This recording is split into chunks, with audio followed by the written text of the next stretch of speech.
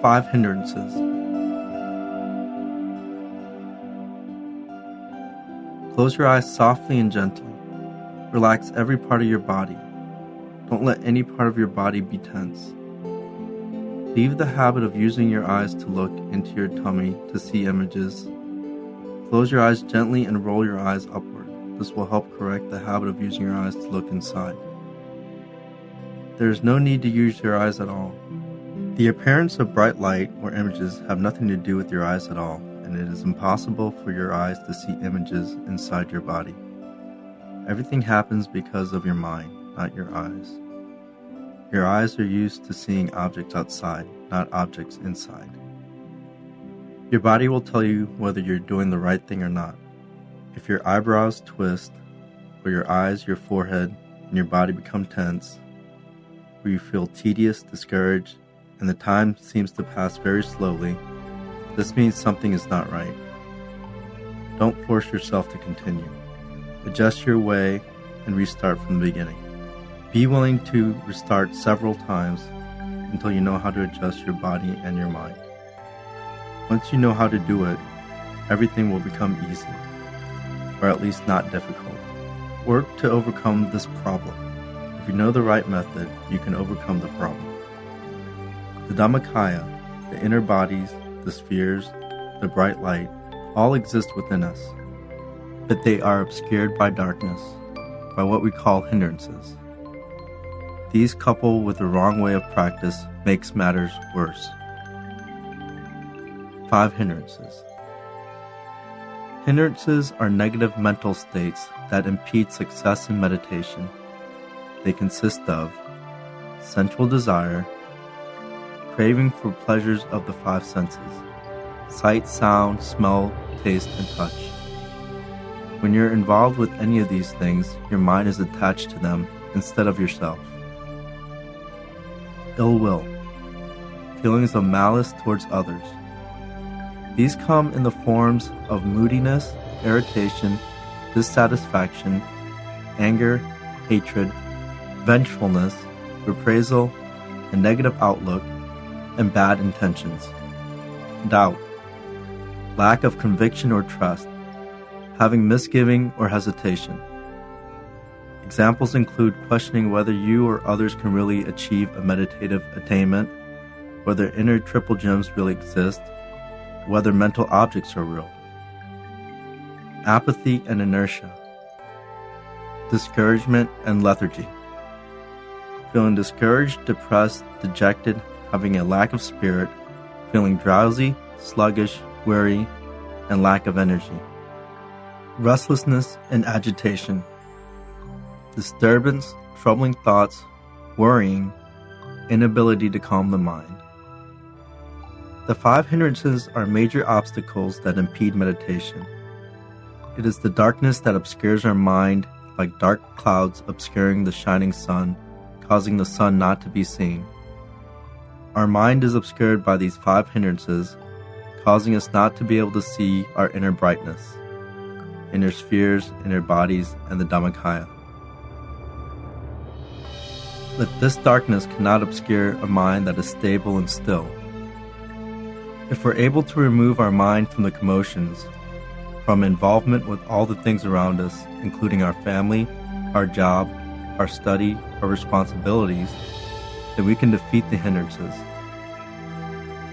First, bring your mind back to the center of your body.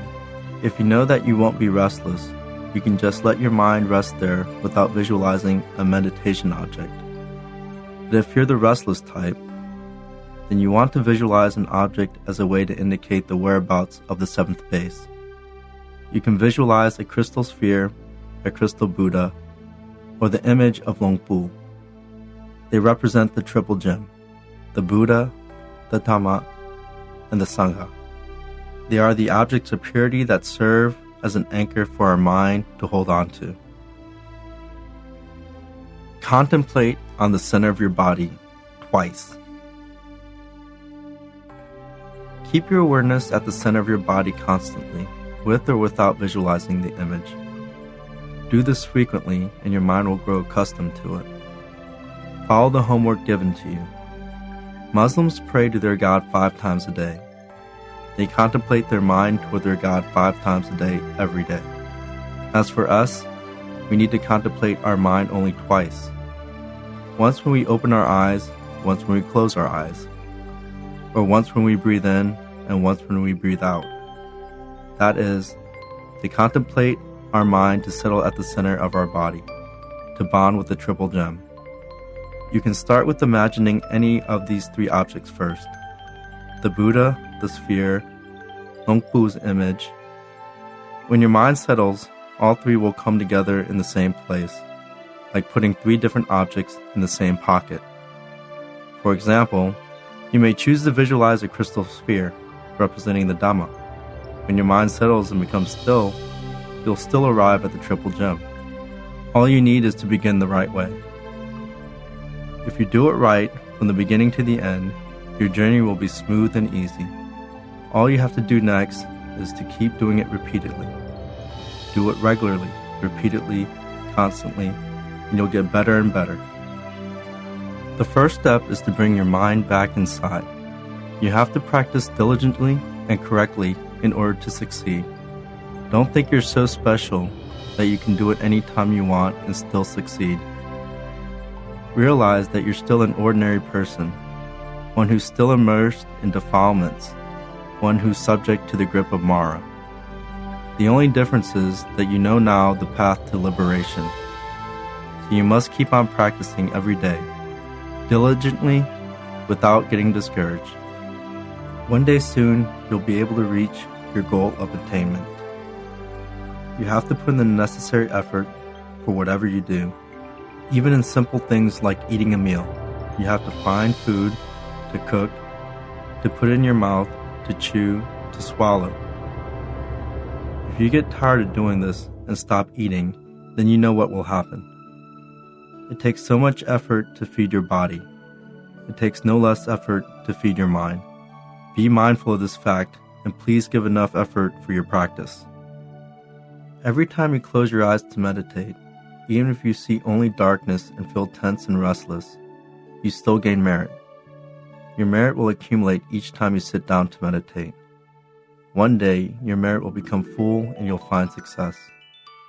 The only way you won't succeed is when you don't practice. If you do practice, you'll eventually succeed. It doesn't matter how fast or how slow you see the bright light. It matters how often and how consistent you practice. You can train your mind to be still the way you want it if you practice with the right method and do it in a nice and easy way, calmly, gently, and tenderly. Sometimes you may have to allow yourself to be sleepy or your mind to wander. Don't be annoyed by it. If your mind wanders, open your eyes. If you're sleepy, sleep. If your body aches, adjust your body. Keep on adjusting until you prevail. There will be a time when all your hindrances are subdued and the darkness disappears.